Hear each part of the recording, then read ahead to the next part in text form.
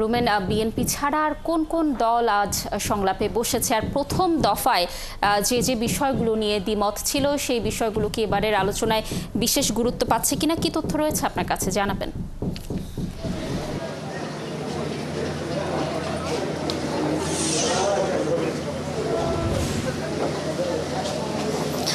দেখুন, বৈঠক শুরু হয়েছে প্রায় ১০১ ঘন্টা আগে এবং এই প্রায় ১০১ ঘন্টা অতিবাহিত হওয়ার পরে এখন আসলে বৈঠক শেষ দিকে আছে ধারণা করছি। সেই ক্ষেত্রে এবারের বৈঠকে কিন্তু আপনার ২৮টি দল অংশগ্রহণ করছে, কারণ প্রথমবার যেই প্রথম ধাপের যেই ঐকমত্য কমিশনের বৈঠক ছিল সেখানে কিন্তু ৩৩টি দল অংশ নিয়েছে।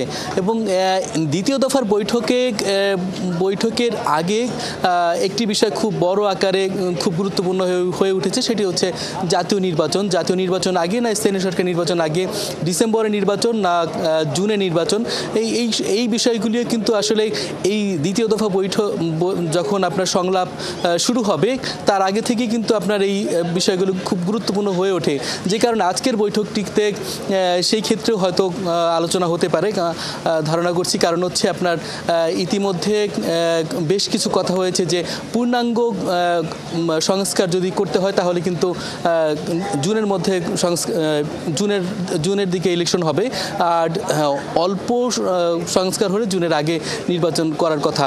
একই সাথে রাজনৈতিক দলগুলো বলছিল যে যেহেতু নির্বাচন একটি দীর্ঘ প্রক্রিয়া এবং সবসময় করতে হবে, সেই ক্ষেত্রে দ্রুত সময়ের মধ্যে নির্বাচন দেয়া, এবং সেটি হচ্ছে কোনো রাজনৈতিক দল যেহেতু ডিসেম্বরের মধ্যে নির্বাচন চাচ্ছে, এইটি নিয়ে সরকারের মধ্যে যেই একটা দ্বিমত আছে সেগুলিও হয়তো আজকের বৈঠকে আলোচনা হওয়ার কথা। একই সাথে আপনার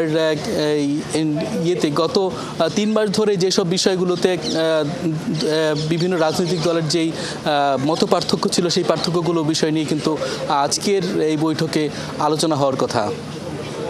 ধন্যবাদ আপনাকে আমাদের সাথে যুক্ত থাকার জন্য। আপনি থাকুন সেখানে, নিশ্চয়ই আমরা বৈঠক পরবর্তী তথ্য আপনার মাধ্যমে দর্শকদেরকে জানানোর চেষ্টা করব পরবর্তী সংবাদ সংযোগে।